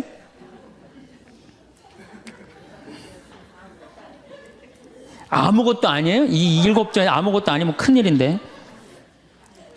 근데 우리나라 남자들도 문제예요. 사실은 이 부인한테 참 잘해야 되거든요. 자기 믿고 따라온 사람이 얼마나 귀하게 해야 돼. 근데 우리나라 남자들 참 부인한테 말 못해요. 정말 이쁘다고 말 한마디 해주면 얼마나 좋아. 여자는요, 1년 365일 365가지 방법으로 이쁘다는 소리를 듣고 싶어 한대요. 오늘같이 이렇게 태양이 찬란한 날은, 여보, 저 찬란한 태양처럼 당신 오늘 너무 이뻐. 그리고 비가 촉촉하게 오면, 여보, 당신 촉촉한 비처럼 이뻐. 어떤 방법을 써서라도 이쁘다는 말하면 여자는 행복하다는 거예요. 그리고 요리를 해주면 맛있다고 먹으면은, 김치찌개, 이렇게 맛있는 김치찌개 먹을 수 있는 사람은 세상은 나 하나밖에 없다고. 이렇게 정말로 이런 말을 해줘야 되는데, 생전 뭐 맛있다, 맛없다, 그런 말 안 하면은 여자가 밥할 맛 나겠어요? 안 나죠? 그럼요. 그리고 한 30년 밥 얻어먹었으면 이제 설거지는 해야지. 그렇게 얻어먹었으면 설거지는 해야지. 양심 있는 거 아니야? 그렇지 않아요? 여자는 언제 행복하냐면 남편이 자기 살림을 도와줄 때 행복하다고 그러더라고요. 내 얘기를 듣고 어떤 형제님이 17년 동안 설거지 할 생각을 한 번도 안 했대. 17년 동안. 그래갖고 이제 내 얘기를 듣고 이제 자기도 이제 해봐야 되겠다. 그렇게 생각을 하고 저녁에, 여보, 당신 반찬하냐고 애쓰고 밥하냐고 애썼으니까 내가 설거지 해줄게. 앉아서 텔레비 봐. 그랬더니 부인이 그러더래요. 2번 청소하게 하지 설거지하게 하지 말고 그냥 가만히 있으라고 그러더래요.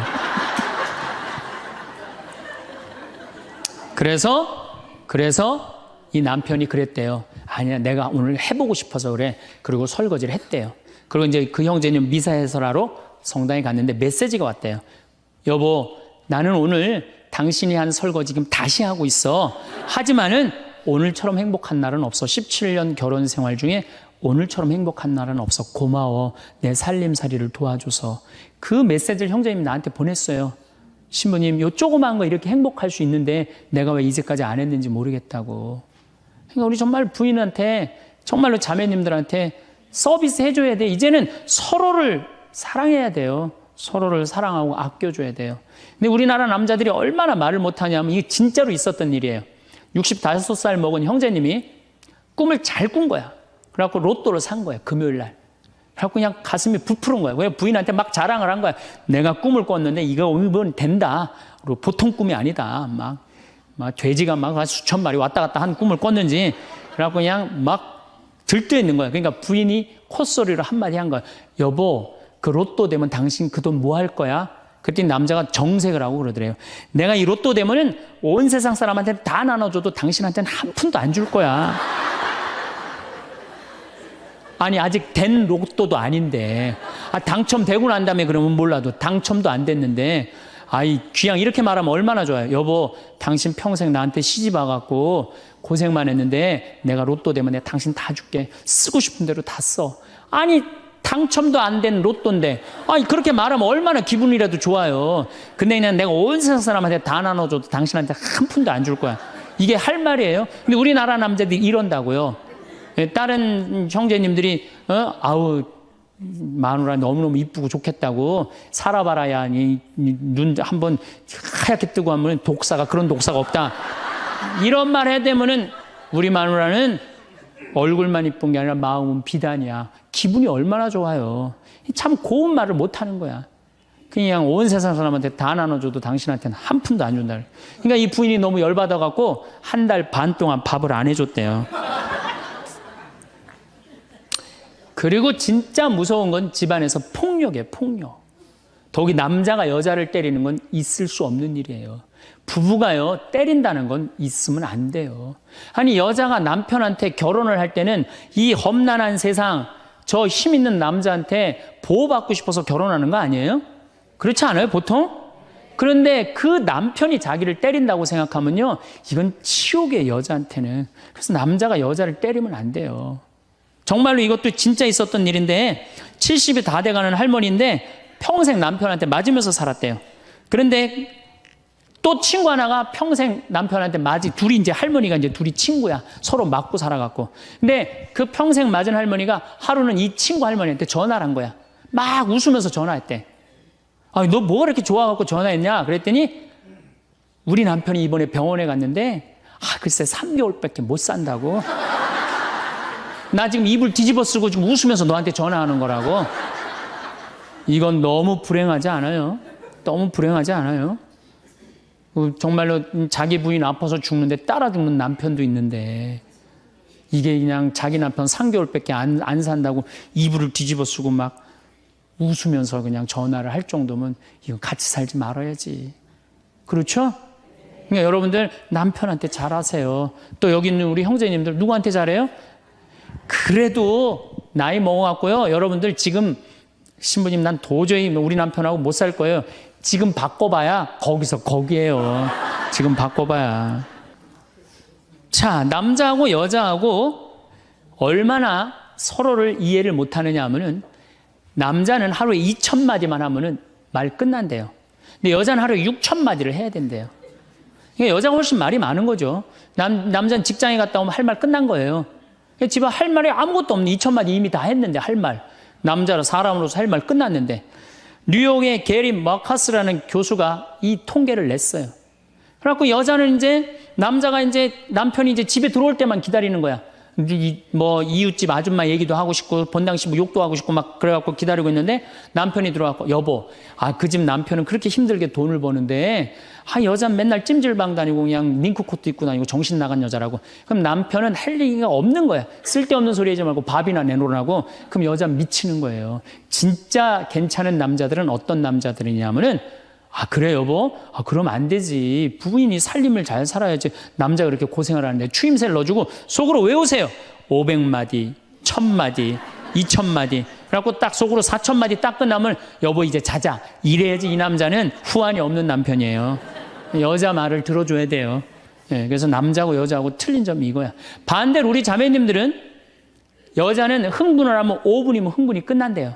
그래갖고 막 장보러 들어와갖고 막 욕을 5분만 하면은 아무 일도 없었던 듯이 부엌에 들어가갖고 콩나물도 따고 멸치 대가리도 딴대요. 아무 일도 없었던 듯이. 근데 남자는 5분 동안 바가지 긁을 동안 가만히 있는데요. 5분 지나면 그때부터 승질이 나기 시작한대. 근데 남자는 한번 승질이 나면 최소한 30분은 성질을 내야 된대. 그래갖고 5분 지나고 나갖고 그때부터 여자는 마음이 착 가라앉은 상태에서 저녁 준비를 하는데 그때부터 남자는 이제 거실에서 소리 지르는 거야. 내가 말이야, 뭘 잘못했다고 네가 맨날 그러냐고 막 소리 지르면 마음이 가라앉은 여자가 나와서 남자 불을 질러요, 속에다가. 뭐라고 그러냐면, 당신은 말만 하면 이렇게 성질을 내고 그러느냐고. 자기는 이미 다 흥분 가라앉은 상태에서 막 성질 내는 남편한테 불은 자기가 질러놓고.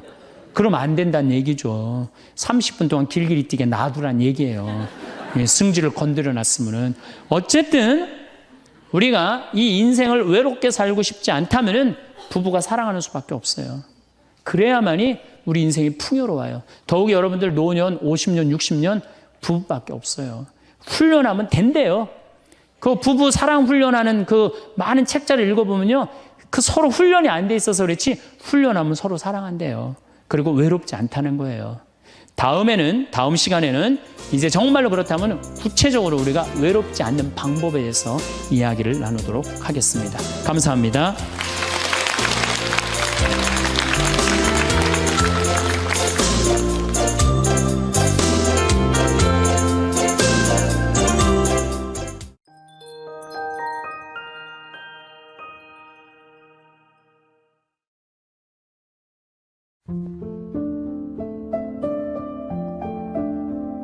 세상에는 공짜가 없다는 말 자주 들어보셨죠?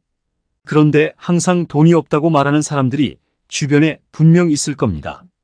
이런 사람들을 한번 떠올려 보세요. 돈을 쓰지 않는 이들과 처음 만났을 때 그들이 진짜 어려운 상황에 처해 있는 것 같아서 우리는 자연스레 그들을 돕고 싶은 마음에 지갑을 엽니다. 처음엔 그저 도움을 주는 것이 당연하다 생각하며 계산을 대신 내기도 합니다. 그러나 시간이 지나고 그들이 실제로는 가족이나 자신에게 충분히 돈을 쓰고 있다는 사실을 알게 될 때 우리는 자신이 어떻게 이용당했는지를 깨닫게 됩니다. 그들은 밥을 얻어먹으면서도 커피 한 잔조차 사주지 않죠. 하지만 여기서 주의할 점이 있습니다. 절대로 그 사람에게 밥을 사라고 직접 말하면 안 됩니다. 왜냐하면 심리학자들은 돈을 쓰지 않는 사람들에겐 그들만의 복잡한 심리가 있다고 말하기 때문입니다. 이러한 사람들은 자신이 돈이 없다고 주장하면서도 사실은 갚으면 손해라는 생각을 가지고 있습니다.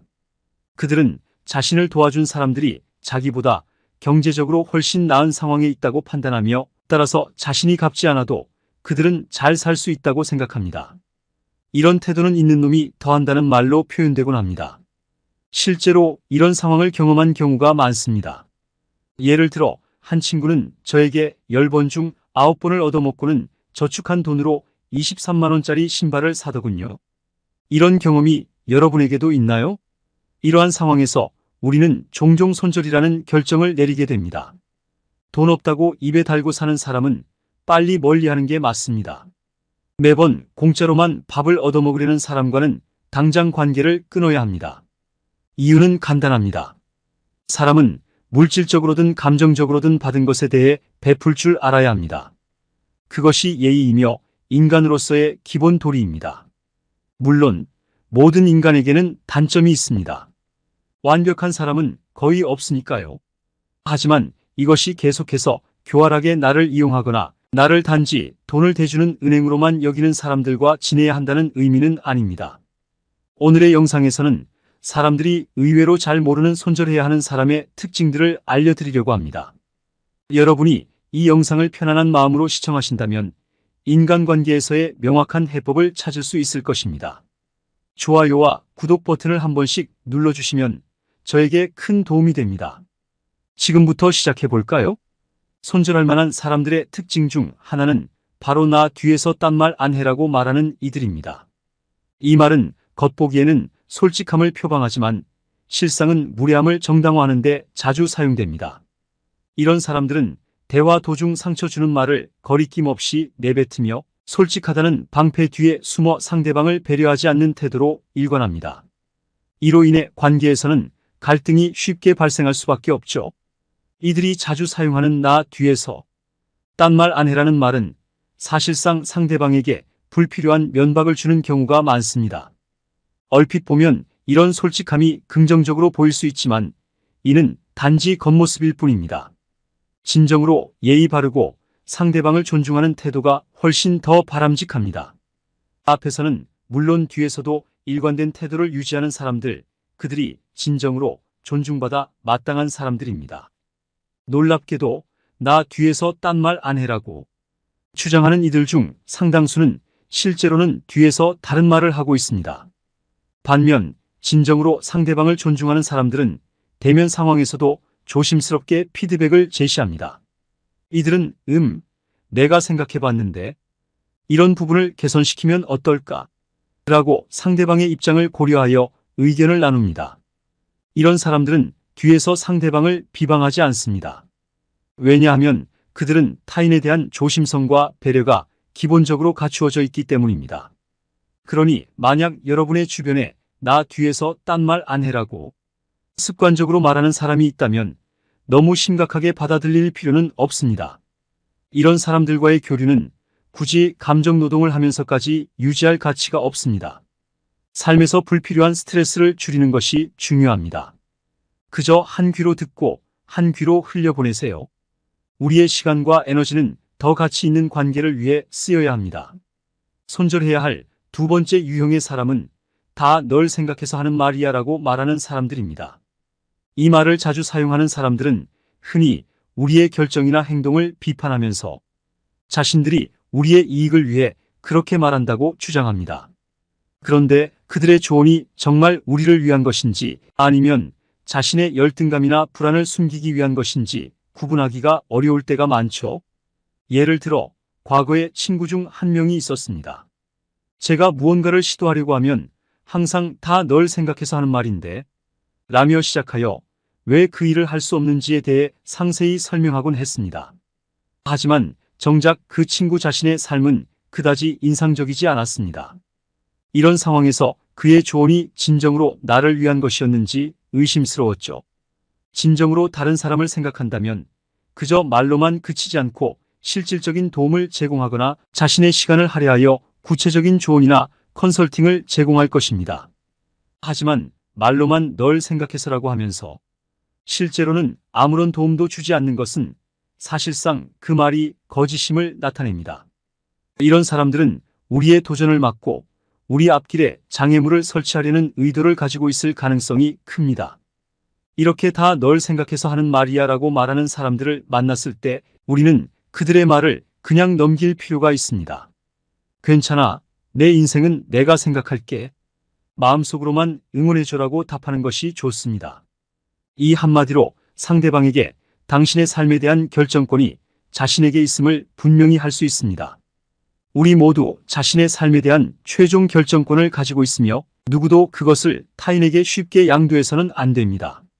세 번째 손절해야 할 사람은 야, 그거 내가 해봤는데 안 되라고 자주 말하는 사람들입니다. 이런 사람들은 종종 1753개의 취미를 가진 것처럼 말하지만 실제로는 각각의 활동을 깊게 경험해 본 적이 없습니다. 그저 뉴스 기사를 스쳐보거나 유튜브 클립 몇 개를 보고 전문가인 척합니다. 예를 들어 한번 기타 줄을 튕겨보고는 기타를 제대로 배웠다고 주장하거나 러닝클럽의 이름만 올려놓고 러닝 전문가인 양 행동하는 사람들이죠. 이런 사람들은 보통 자신이 겪어본 것처럼 말하지만 실제로는 깊은 지식이나 경험이 없습니다. 그들은 단지 피상적으로 정보를 얻고 그것을 근거로 다른 사람의 시도나 도전을 무너뜨리려 합니다. 야, 그거 내가 해봤는데 또는 야, 그거 주변 지인이 하던데 라며 시작하는 이들의 말미에는 항상 그거 안 돼, 힘들어하지 마라는 결론이 따릅니다. 예를 들어 주식 투자를 시작했을 때 주변의 자칭 전문가들이 얼마나 많았는지 한번 생각해 보세요. 야, 그 종목 곧 떨어질 거야. 그거 말고 이거 사라고 하며 다른 사람들의 결정을 좌지우지하려 했던 사람들이었습니다. 심지어 내 주변의 주식으로 큰 돈을 잃은 사람이 있어 위험해라며 자신들의 알량한 지식으로 다른 사람들의 도전을 막으려 했습니다. 그러나 진짜로 성공한 사람들은 이런 피상적인 충고나 조언을 하지 않습니다. 그들은 자신의 경험을 바탕으로 실질적인 정보를 공유하며 서로를 격려합니다. 이런 사실을 염두에 두고 야, 그거 내가 해봤는데 안 되라고 말하는 사람들을 조심하세요. 이런 사람들은 여러분의 성장을 돕기보다는 여러분의 발목을 잡을 수 있습니다. 그들의 말에 휘둘리지 말고 여러분의 길을 가세요. 실패를 두려워하지 말고 도전해서 배우세요. 그 과정 속에서 진정으로 여러분을 지지하고 정보를 공유하며 함께 성장하려는 사람들을 만날 수 있을 것입니다. 이렇게 자신의 판단을 신뢰하고 실질적인 경험을 중시하는 사람들과의 교류를 더 가치 있게 여기는 것이 중요합니다. 이것이 바로 건강한 인간관계를 유지하는 방법 중 하나입니다. 손절해야 할 네 번째 유형의 사람들은 야, 그거 너랑 안 어울려라고 말하며 당신의 새로운 시도나 도전을 방해하는 이들입니다. 이런 사람들은 당신이 무언가 새롭게 시도하고자 할 때마다 마치 자신이 당신의 취향과 개성을 더 잘 안다는 듯 당신의 이미지와 정반대라며 그 일을 만류합니다. 예를 들어 당신이 단발을 하고 싶다고 했을 때 그냥 너는 생머리가 예뻐. 굳이 단발 자르지 마. 후회할 거야 라고 말하는 사람들이죠. 또 다른 예로 크로스핏을 시작하고 싶다고 했을 때 너 이미지랑 크로스핏이랑은 좀 안 맞는데 그거 하다가 다치고 나중에 아플 수도 있어. 하지 마라고 말하는 이들도 있습니다. 이런 사람들은 당신이 정말로 원하는 것을 실행하지 못하게 함으로써 어쩌면 인생이 달라질 수 있는 기회를 놓치게 만듭니다. 이런 사람들의 말이나 행동에 상처받거나 당신이 정말 그런 이미지인지 걱정하지 않아도 됩니다. 타인이 당신의 삶에 초를 치고 재를 뿌리는데 모든 에너지를 사용하는 것은 자신의 인생이 별 볼 일 없기 때문일 수 있습니다.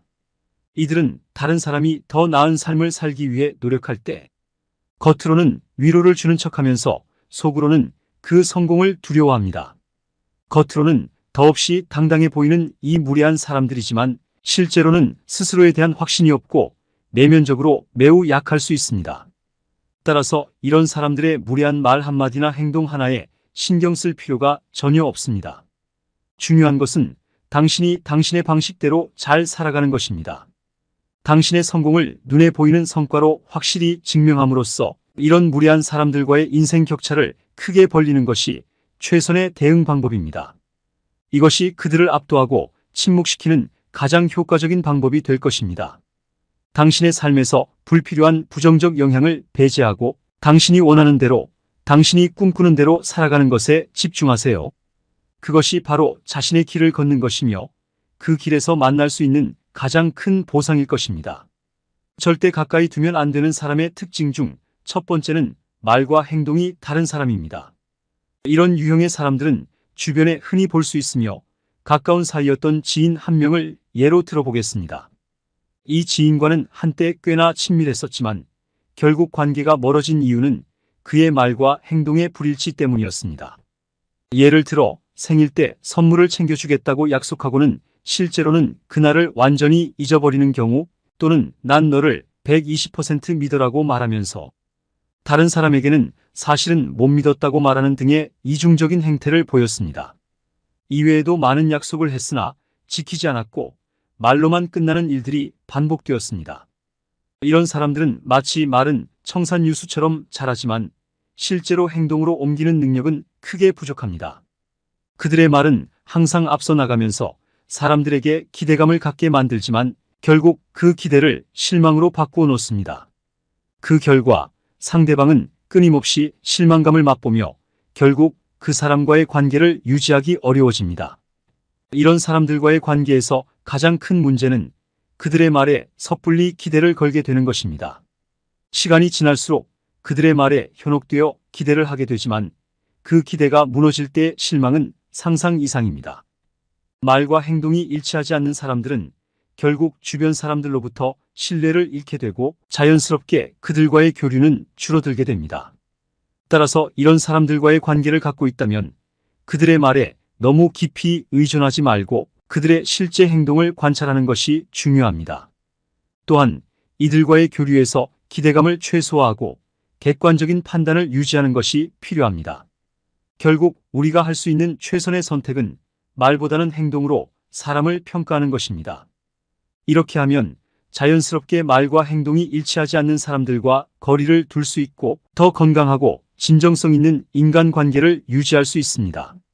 절대 가까이 하지 말아야 할 사람의 두 번째 특징은 약속을 수시로 어기는 사람입니다. 이런 사람들은 주변에 꽤나 흔하게 볼 수 있습니다. 예를 들어 셋이서 만나기로 한 약속이 있는데 어떤 친구는 습관적으로 약속 시간보다 2시간 늦게 도착하거나 약속 시간 직전에 갑자기 오늘 못 가겠다며 문자나 전화를 남기는 경우가 그것입니다. 이들은 종종 미안하다는 말을 하지만 그 말이 진심에서 우러나온 것 같지는 않습니다. 이런 행동은 상대방에 대한 배려나 관심이 부족함을 드러내는 신호일 수 있습니다.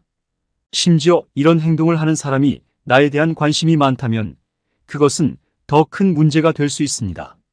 관심이 많음에도 불구하고 약속을 지키지 못한다는 것은 그 사람의 기본적인 자질이 부족하다는 증거이기 때문입니다.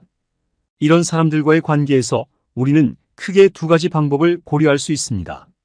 첫 번째는 그러려니 하고 넘기는 것이고, 2번째는 관계를 정리하는 것입니다. 만약 여러분이 이런 사람들로 인해 끊임없이 스트레스를 받는다면 이들과의 관계를 정리하는 것이 여러분의 정신 건강에 더 도움이 될 수 있습니다. 약속을 자주 어기는 사람들을 가까이 할 경우 이는 단순한 시간 문제를 넘어서 관계의 신뢰성 문제로 발전할 수 있습니다. 약속은 서로의 시간과 노력을 존중하는 행위입니다. 그러므로 누군가가 반복적으로 약속을 어긴다면 그것은 결국 여러분이 그 사람에게 얼마나 중요한지를 보여주는 척도가 될 수 있습니다. 그렇기 때문에 여러분은 그러한 사람들과의 관계에서 스스로를 보호하기 위해 적절한 경계를 설정하는 것이 중요합니다. 내 인생에서 불필요한 스트레스와 실망을 줄이는 것, 그것이 바로 건강한 인간관계를 유지하는 방법 중 하나입니다. 절대 가까이 하지 말아야 할 사람의 3번째 특징은 책임감이 없는 사람입니다. 이런 사람들은 어떤 일을 시작할 때는 굉장히 의욕적이고 열정적으로 보입니다. 이 프로젝트 정말 재밌겠다. 내가 이걸 열심히 할게. 라며 큰 소리치는 이들입니다. 그러나 그들의 이러한 열정은 대개 오래가지 않습니다. 시간이 지나고 일이 익숙해지면서 그들의 열정은 서서히 식어버리고 결국에는 본인이 해야 할 목조차 제대로 수행하지 않게 됩니다. 책임감이 없는 사람들은 초기에는 누구보다 적극적인 모습을 보이지만 열정이 식으면 그들의 태도는 완전히 달라집니다. 이런 유형의 사람들은 감정의 변화에 지나치게 영향을 받아 자신의 일에 대한 책임감을 소홀히 하게 됩니다. 이는 결국 프로젝트나 팀 전체에 부정적인 영향을 미칠 수 있으며 결국 서로에게 좋지 않은 결과를 초래합니다. 이런 사람들과 작업하거나 일을 함께 할 때 주의해야 할 점은 그들의 초기 열정에 현혹되지 않는 것입니다. 그들의 열정이 장기적으로 지속될지, 일에 대한 그들의 접근 방식이 시간이 지남에 따라 어떻게 변화하는지를 관찰하는 것이 중요합니다. 책임감이 부족한 사람들은 단기간에는 팀의 활력을 불어넣을 수 있지만 장기적으로는 팀의 성공을 위협할 수 있는 요소가 될 수 있습니다. 따라서 책임감이 없는 사람들과는 거리를 두는 것이 현명합니다. 이런 사람들과의 거리를 두는 것은 단순히 개인적인 감정 때문만이 아니라 전체적인 프로젝트의 성공과 팀의 건강을 위해 필요한 조치일 수 있습니다. 자신의 역할과 책임을 진지하게 받아들이지 않는 사람들로 인해 발생할 수 있는 문제들을 미리 방지하고 더 신뢰할 수 있고 책임감 있는 사람들과 함께 일하는 것이 중요합니다. 이러한 선택을 통해 여러분은 더 건강하고 생산적인 작업 환경을 조성할 수 있습니다. 마지막 4번째, 많은 성공한 사람들이 중요하게 여기는 삶의 신조 중 하나가 앞에서도 하지 못할 말은 뒤에서도 하지 마라입니다. 이 말은 뒷담화의 유혹이 얼마나 달콤할지라도 그 결과가 가져올 수 있는 부정적인 후폭풍을 경고하고 있습니다. 그렇기 때문에 만약 누군가가 여러분의 앞에서 다른 제3자에 대해 아무렇지 않게 비방을 한다면 그 사람은 단순히 그 순간의 감정에 충실한 것이 아니라 언젠가 여러분에 대해서도 같은 행동을 할 가능성이 높다고 볼 수 있습니다. 이런 유형의 사람들과의 관계에서는 특히 조심할 필요가 있습니다. 그들은 자신의 말로 인해 발생할 수 있는 상황을 잘 고려하지 않고 때로는 자신의 불만이나 비판을 타인에게 전가함으로써 자신의 부정적인 감정을 해소하려고 할 수 있습니다. 따라서 이런 사람들과는 어느 정도 거리를 두고 대하는 것이 현명합니다. 그들의 말이나 행동에 100% 신뢰를 하거나 큰 기대를 품게 되면 결국 여러분 자신이 상처를 받거나 스트레스를 경험할 가능성이 높아집니다. 대신 이런 사람들을 대할 때는 자연스럽게 흘러가듯이 대하고 그들의 말에 너무 깊이 관여하지 않는 것이 좋습니다. 그들의 말에 대해 깊이 고민하거나 신경 쓰는 것보다는 그저 그 말을 듣고 넘기는 태도를 유지하는 것이 여러분의 마음 건강을 지키는 데 도움이 됩니다. 이러한 방법으로 여러분은 그들의 부정적인 영향력에서 벗어나 더 건강하고 긍정적인 인간관계를 유지할 수 있습니다. 상대방의 말이나 행동에 지나치게 많은 의미를 부여하는 사람들이 있습니다. 이런 사람들은 종종 상대방의 간단한 행동에 복잡한 의도나 감정을 연결지어 해석하곤 합니다. 예를 들어 업무 관련 메시지를 보냈는데 바로 답이 오지 않을 경우 내가 뭔가 잘못 말했나? 혹시 나를 싫어하는 건가? 등 다양한 생각에 사로잡힐 수 있습니다. 그러나 대부분의 경우 상대방은 단순히 바쁘거나 메시지를 자동으로 읽음 처리한 것일 뿐 실제로는 별다른 생각이 없는 경우가 많습니다. 이러한 과잉 해석은 우리의 삶을 불필요하게 복잡하게 만들고 스트레스를 증가시킵니다. 그러므로 상대방의 말이나 행동을 가능한 그대로 받아들이는 것이 중요합니다. 예상치 못한 상황에 대한 걱정도 마찬가지입니다. 일례로 한 친구는 즐겁게 시간을 보내다가도 갑자기 이렇게 좋은데 나중에 이 친구들과 얼마나 계속 친하게 지낼 수 있을까 하며 미래에 대한 근거 없는 걱정에 빠지곤 했습니다. 이와 같이 아직 일어나지도 않은 일에 대해 최악의 시나리오를 상상하는 것은 우리를 불필요하게 불행하게 만듭니다. 이는 건강하지 않은 관계 관리 방식이며 이러한 생각은 자주 내면의 평화를 방해합니다. 그러므로 중요한 것은 현재의 관계를 즐기고 각 순간을 최대한 활용하는 것입니다. 인간관계에서 자신을 중심으로 판단하는 것도 중요합니다. 내가 누군가와 함께 있을 때 행복감을 느끼는지 아니면 에너지가 빠져나가는 것 같은지를 기준으로 그 사람과의 관계를 평가할 수 있습니다.